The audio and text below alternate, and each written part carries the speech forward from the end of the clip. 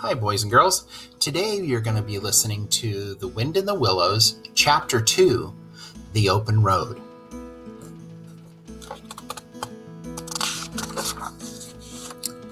Ratty, said the mole suddenly, one bright summer morning, I want to ask you a favor. The rat was sitting on the riverbank singing a little song called Duck's Ditty that he had just composed. All along the bank, water through the rushes tall, ducks are dabbling, uptail all. Ducks' tails, drakes' tails, yellow feet a quiver, yellow bills all out of sight, busy in the river. Everyone for what he likes, we like to be, heads down, tails up, dabbling free. I don't know if I like that song, Ratty, said the mole cautiously. Nor do the ducks, replied the rat. Ratty, began the mole again, what I wanted to ask was, won't you take me to call on Mr. Toad? I've heard so much about him. Why, certainly, said the good-natured rat. Get the boat out. It's never the wrong time to call on Toad. He must be a very nice animal, observed the mole, as he got into the boat and took the sculls. He is indeed the best of animals, replied Rat, as they set off to visit the distinguished Mr. Toad. Before long, as they were rounding a bend in the river, they came in sight of an elegant old red brick house with well-kept lawns reaching down to the water's edge. There's Toad Hall, said the rat, and that creek on the left, where the notice board says private, leads to his boathouse, where we'll leave the boat. The stables are over there to the right, and that's the banquet hall you're looking at now. Toad is rich, you know. They glided up the creek and into the shadow of a large boathouse. There they disembarked and went in search of Toad. They found Toad resting in a wicker garden chair with a large map spread out on his knees. Hooray! He cried, jumping up upon seeing them. This is splendid! He shook the paws of both of them warmly. I was just going to send a boat down the river for you, Ratty. I need your help, said Toad. It's about your rowing, I suppose, said the rat. Oh, pooh, boating, interrupted the toad. I've given that up. Now come with me, my dear friends. I have something to show you.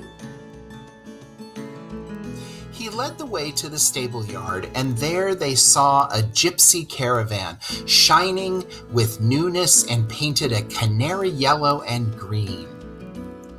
Boys and girls, gypsies are wandering people who originally came from northern India. A caravan, like you can see in the picture, is a large covered wagon that's used as kind of a traveling home. Back to the story. There you are, cried the toad. There's real life for you. The open road, the dusty highway. This is the very finest cart of its sort. Come inside and take a look. The mole was tremendously excited and followed him eagerly up the steps and into the caravan. The rat refused to follow. It was indeed very compact and comfortable. There were sleeping bunks, a little table that folded up, a cooking stove, a bird cage with a bird in it, and a variety of pots and pans. All complete, said the toad triumphantly, pulling open a cupboard to reveal a variety of tasty treats. We are ready to set off this afternoon. I beg your pardon, said the rat slowly, but did I overhear you say something about we and set off and this afternoon? Now, Ratty, said the toad, don't begin talking in that sniffy sort of way. I can't manage without you. You surely don't mean to stick to your dull old river all your life. I'm not coming, said the rat, and I am going to stick to my old river. And what's more, Mole's going to stick to me, aren't you, Mole?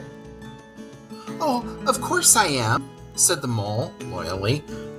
All the same, it sounds as if it might have been fun, he added wistfully.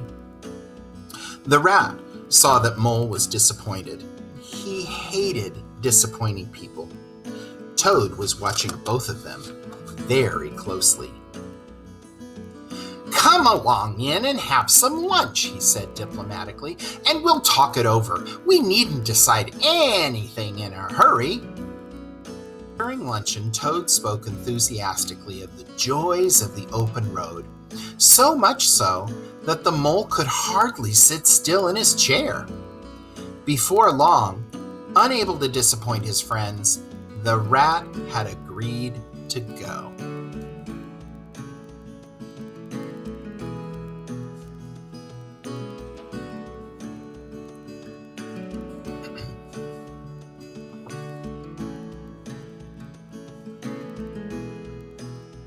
When they were ready, Toad led his companions to the paddock to capture the old gray horse. For his part, the old gray horse did not want to be captured. Eventually, though, the horse was caught and harnessed, and they set off. Oh, boys and girls, a paddock is like a small field. That's where the horse lived. It was a golden afternoon. The smell of the dust they kicked up was rich and satisfying. Late in the evening, they drew upon a remote common, turned the horse loose to graze, and ate their simple supper sitting on the grass. Oh, boys and girls, a common is a piece of land owned by many people and open to the community. At last, they turned into their little bunks in the cart.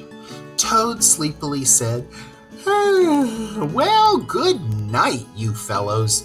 This is the real life for a gentleman."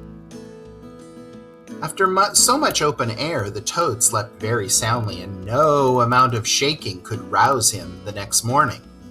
So the mole and rat set to work. The rat saw to the horse and lit a fire, while Mole trudged off to the nearest village for some milk and eggs. The hard work had all been done by the time Toad appeared. They had a pleasant ramble that day along narrow by-lanes and camped as before on a common. This time, the two guests made sure that Toad did his fair share of the work. As a result, when the time came for starting the next morning, Toad was no longer singing the praises of the open road. Their way lay, as before, along narrow country lanes, and it was not till the afternoon that they encountered their first main road. There, disaster struck, for as they strolled and chatted, from far behind them, an unfamiliar sound could be heard. Glancing back, they saw the same cloud of dust advancing on them. From out of the dust, a faint poop poop sounded. Ignoring this strange vision, they turned to resume their conversation, and then, in an instant, the peaceful scene was changed. A blast of wind and a whirl of sound caused them to jump out of the road. The whoop whoop sound rang out once more. Boys and girls, do you know what they call a sound like, or a word like poop poop? That's called onomatopoeia. It's a word that stands in for a sound. As the sound rang out, they glimpsed a magnificent motor car with its pilot hugging the wheel.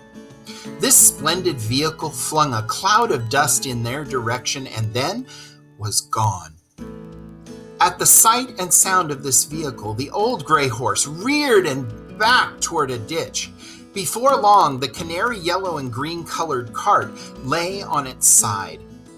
The rat danced up and down in the road. "You villains! You villains!" he shouted, shaking both fists. While Rat was shaking his fists, the toad sat straight down in the middle of the dusty road and murmured, "Poop, poop, poop, poop, poop." For his part, the mole was busy trying to quiet the horse. Then he went to look at the cart on its side in the ditch. The rat came to help him, but to no avail.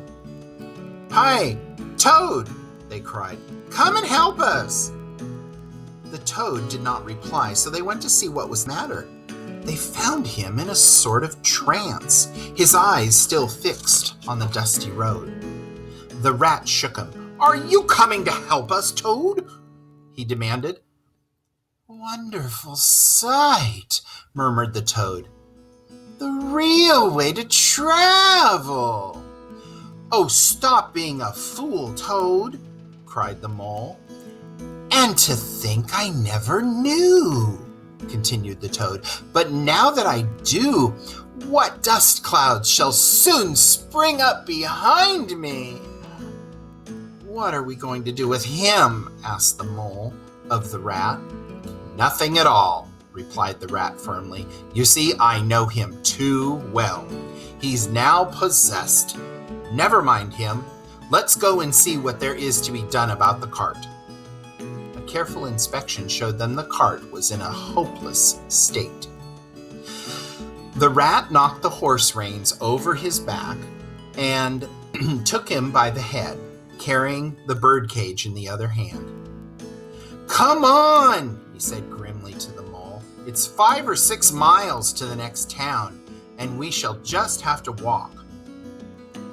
"But what about Toad?" asked the mole anxiously. "Oh, bother Toad," said the rat. "I've done with him." Boys and girls, this is a British way of saying forget about Toad. I'm done with him.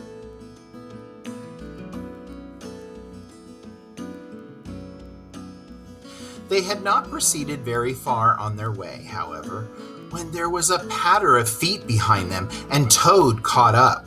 This is a way of saying Toad caught up with them. "Now, look here, Toad," said the rat sharply. "As soon as we get to the town, you'll have to go straight to the police station and lodge a complaint. And then you'll have to make arrangements to have the cart mended." "Police station? Complaint?" murmured Toad. "Me complain of that heavenly vision that has saved me? Mend the cart? Oh, I've done with carts and caravans forever." The rat turned to him in despair. "You see," he said to the mole, addressing him across Toad's head, "he's quite hopeless."